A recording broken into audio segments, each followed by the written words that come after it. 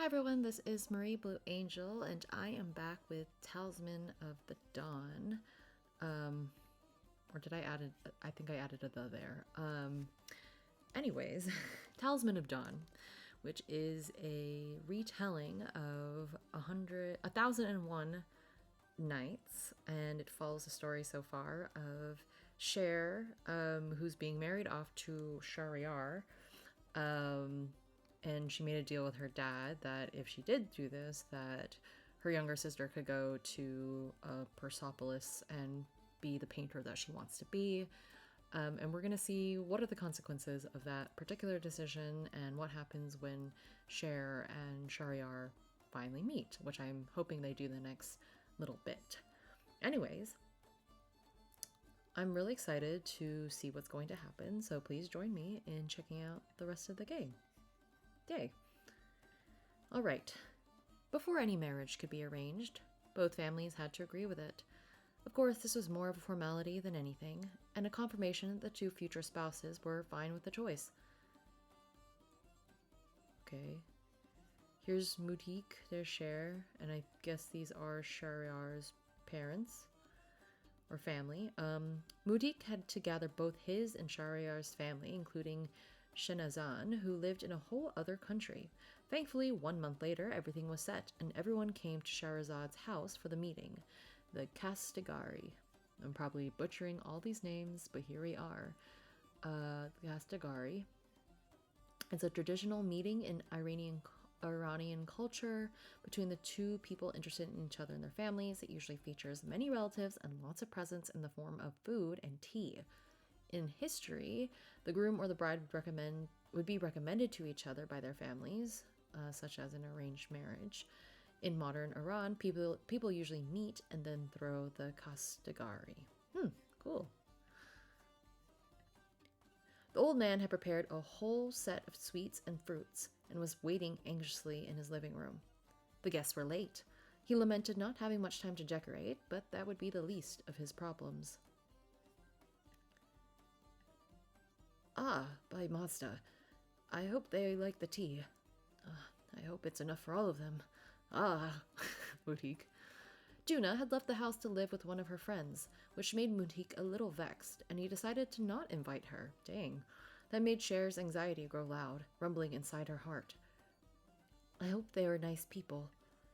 But something in her feared they would be the worst, and on top of that, they would also become her family. The thought wasn't very comforting. If that wasn't enough already, Cher's aunt, Mutik's sister, was already sitting impatiently on the other side of the room with her husband, Barbad. Oh, okay, so this is still Cher's and Mutik's family. Okay, so that's aunt, and Uncle Barbad. Okay, she couldn't stop clicking her tongue. Layla. I can't believe you're going to wear that for the khastegari, Sherazad. You'll be royalty soon. Shouldn't you dress like it? Imagine seeing the greatest Cyrus in those clothes. I would be ashamed. Okay, let's stop a lot, Aunt Layla. Where are we?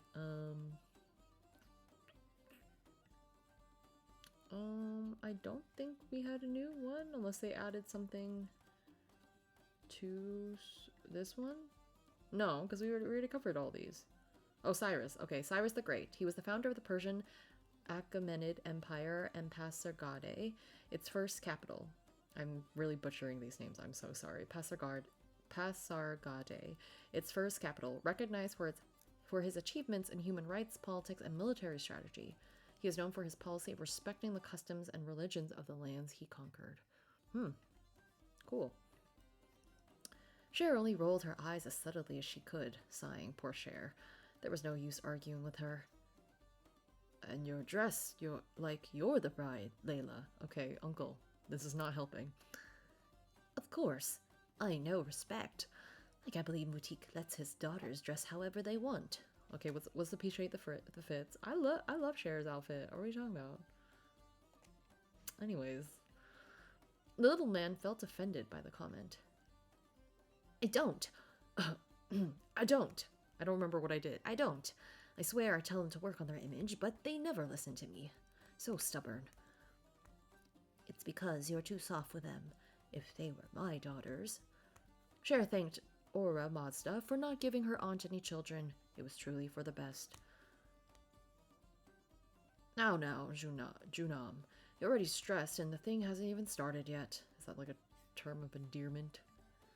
Means my life in Farsi. It's an endearment, yes. I'm not stressed. The man smiled awkwardly. Oh, but she was. He started to caress her hair, which made her calm down a little bit. She clicked her tongue angrily, her explosive emotions melting at a slow pace. Shahrazad always thought that Aunt Layla was way too lucky to find a man like Barbad. He was too good for her, and her exact opposite. If Layla was a small, angry dog, he was a big, peaceful ox. Okay. I mean, it seems like it. Sher remembered how Layla would complain to Mutik that Marwa wasn't really a good choice for a wife, precisely because she was older than him. But 3 years later, she married Barbad, who was 9 years younger than her. I mean, like, I'm all for just not being a hypocrite, right? Sounds stressful enough, this Aunt Layla of ours. And as much as the disagreeable woman didn't want to admit it, she circled around him like a moth to a flame. And somehow he really liked her too, despite her terrible manners and constant complaints. Shahrazad felt strange seeing such love in front of her. Even though she pitied Barbad for marrying such a rowdy woman, seeing how he ignored her comments and calmed her down so easily was endearing. I mean, some people just get along with each other. I mean, I don't know. I don't know how to explain it, though. He really loves her, even if she's so annoying, the woman often thought. At first, Sher believed she wouldn't like to be loved if she was as bad as her aunt. She didn't like the idea of hurting the people who loved her. I feel that. But at some point, a thought occurred to her. Isn't that a good thing? To be loved regardless of how good you are? And that made her contemplative. Someone knocked on the front door, and Mutik jumped in the middle of the room. It's them! He's so excited. Then he ran to the main entrance, giving his best smile to the guests. Welcome, welcome. Please, come in. The first one to come in was a woman with gray hair, holding a bouquet of flowers. She smiled in a friendly way, her eyes analyzing the room a little too eagerly, but I love the character design. I like the fit. I like the colors. Ah, thank you. You must be Mutik, right? This is a lovely house. You flatter me. It's so bare. I wish I had more time to decorate it. Ah, but that wouldn't make it any bigger. What a cozy little place. Oh gosh. The host gave her a stony smile. He hoped she did not notice. Oh, my name is Marian, by the way. I'm Shariar's aunt. I think I've seen you a few times.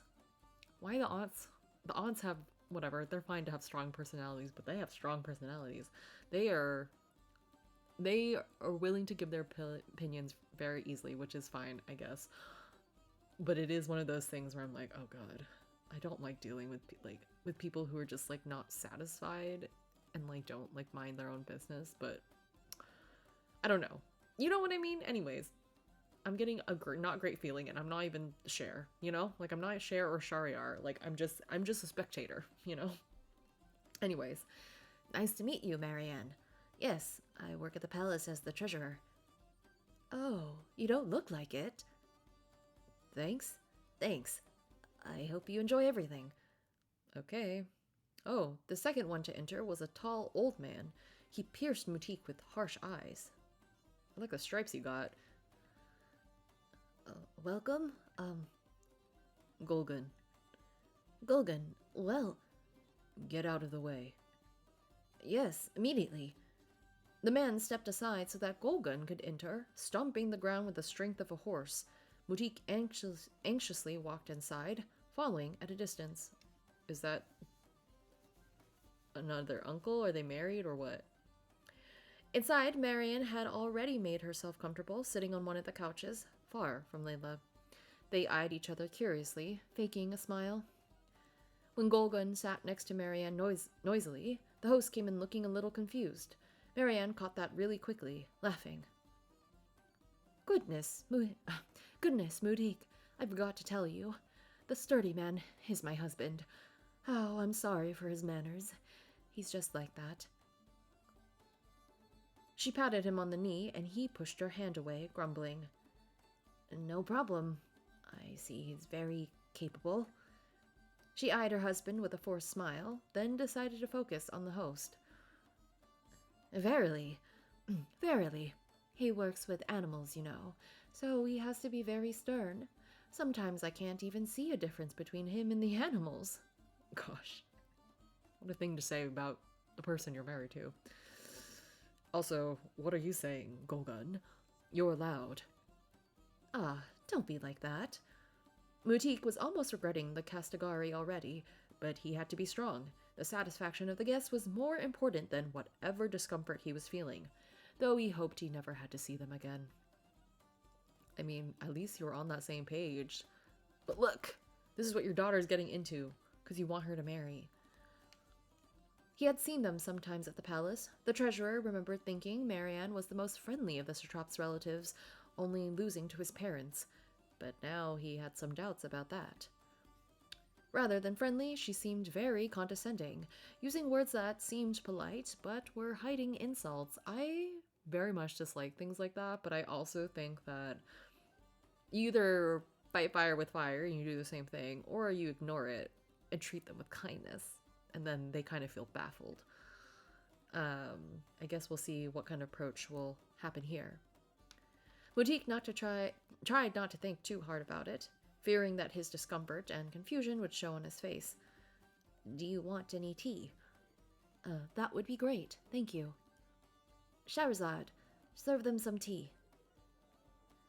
The woman, who seemed invisible until now, stood up and went to one of the tables to bring the cups. Marianne eyed her up and down, a little shocked. Oh, that's the bride. She doesn't look like it, right? Okay, Aunt Layla, you gotta be on her side at least. Sher's side, like you're her family. Oh, no, don't get me wrong. She's a beautiful woman, but she dresses like a... Oh, she dresses like a village girl. Shahrazad kept pretending she wasn't listening and that they weren't speaking very loudly. Rude. Not Shahrazad, but the other people, obviously. She put the cups on the table and served each one of them in silence.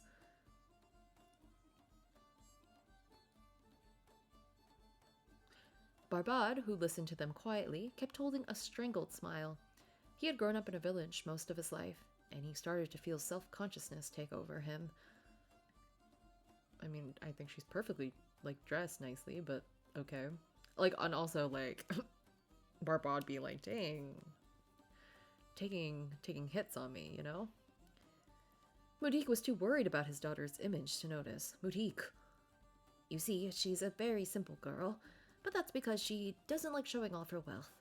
It would look bad to her future husband, you know. She wouldn't want to look like she's competing with him, or that she doesn't need a man. I understand. Marianne almost looked satisfied by that explanation, which made Mutik feel relieved. Layla didn't let his spite linger for long, however. But she better dress like an actual satrapess at the wedding, or else she'll be shaming her husband, and it would be a dishonor to the whole of Khorasan. I'm sure she will be the prettiest bride Iran has ever seen. Right, Shahrazad. The woman just nodded, going back to her chair. As soon as she sat down, someone else knocked at the door. Oh, Shahrazad, can you answer? It took all her strength to stand up again, a heavy sigh coming from her nose. You should get used to it. There'll be many visitors when you marry. Ha ha ha ha.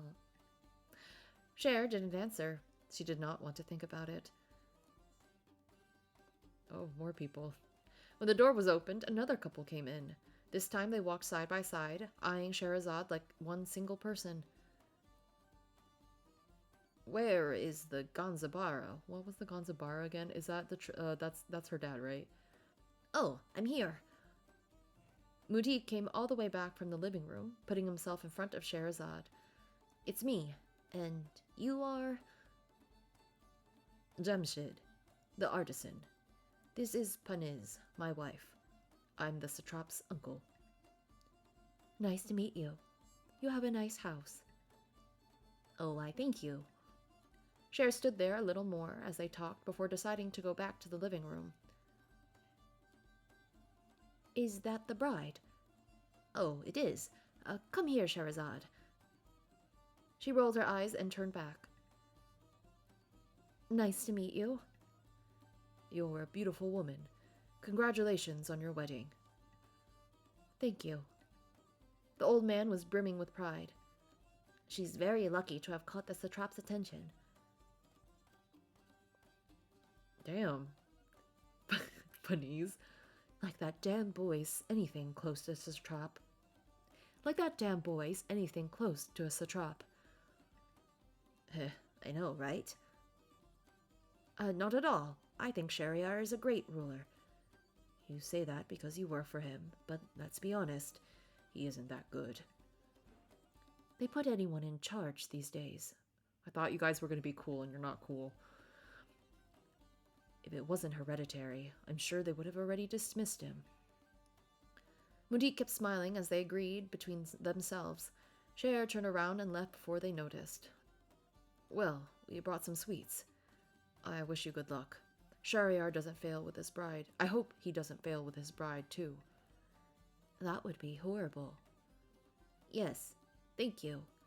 Make yourselves at home. They entered. Shariar's family surely was worried about him, but they didn't spare any words when they talked. The treasurer felt a little conflicted with that unfiltered bluntness. He thought it was good to say what you think, but was that the right way to do it? Come on, Mudik. Come on, Mudik. I'm rooting for your character development. Support your daughters. For a second, he wished his wife was there. Marwa had a strange view of things, but she was way better at telling honesty from rudeness, and Cher would probably be calmer with her around, too. He really missed her. Damn. It sucks that she's not here. Okay. Let's see. When Jamshid and Paniz, I already forgot how I'm saying these names, entered, they greeted everyone and sat side by side.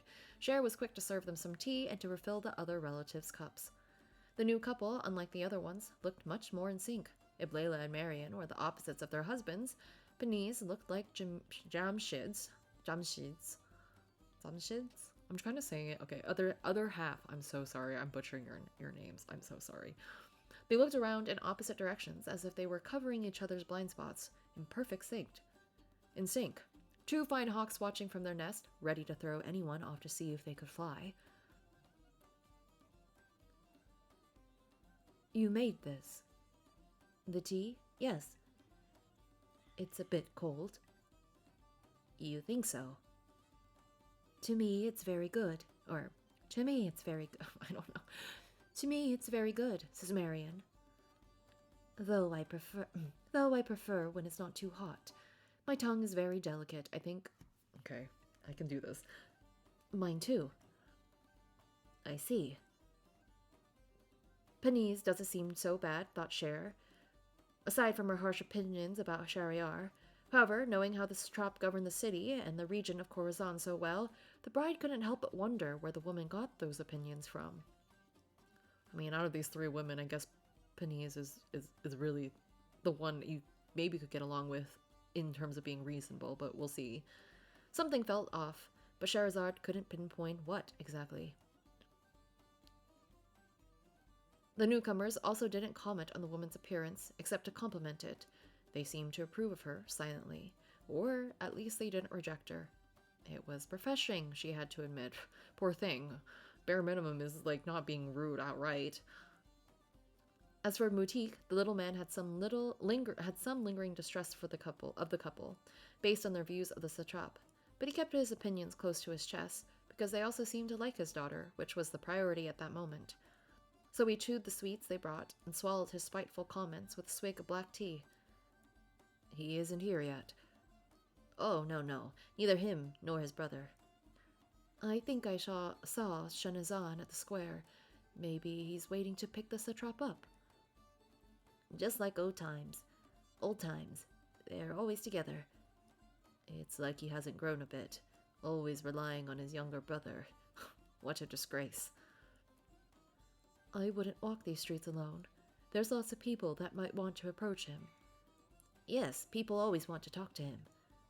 Maybe that's why he's taking so long. It's like he forgets he has priorities. Poor Shakar is waiting here. I was like, It's Scheherazade. Oh, I'm sorry. Scheherazade is waiting. He is taking a while. But he's bringing lots of things with his servants. That takes time. Shenazan didn't take as long to come to his khastegari, and he brought all of us with him.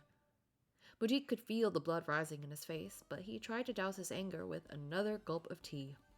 And after all, weren't all of them also late? Why were they nagging about punctuality now? Just because it was Shariar? At last! Oh my gosh, I might have to go in a little bit, but let's see if Shariar is at the door here. At last, someone knocked on the door, calling out. Excuse me? Oh, it must be them.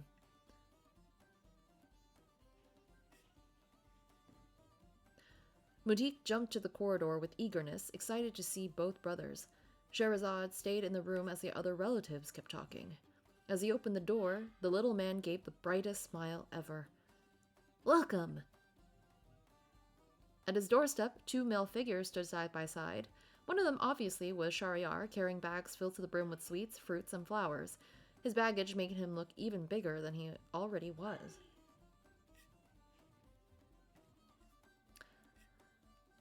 Good day, Mujiq. I'm sorry for the delay. And honestly, I'm so sorry because I need to go. I thought I had another 10 minutes, but I guess we'll leave us in suspense. I'm liking that I'm doing these in little bits and pieces because I can really get into the story and I'm learning a lot about like the dynamics of the characters and everything. I'm glad that Shariar is here with, I'm assuming, is Shenazan, which is the older brother. Let's see what happens in the next part when Shariar and Sher meet and everything, and how this whole khastegari is going to go. Because honestly, with the characters in play, there's a lot to be said about what's about to happen. But anyways, thank you so much for watching. Let me know what you think so far of Talisman of Dawn. I don't know why I keep tripping up on the words there. Talisman of Dawn. And like the video if you haven't liked it already, and subscribe to my channel if you'd like to see me play Talisman of Dawn some more, as well as other indie visual novels on my channel. Thank you so much for watching.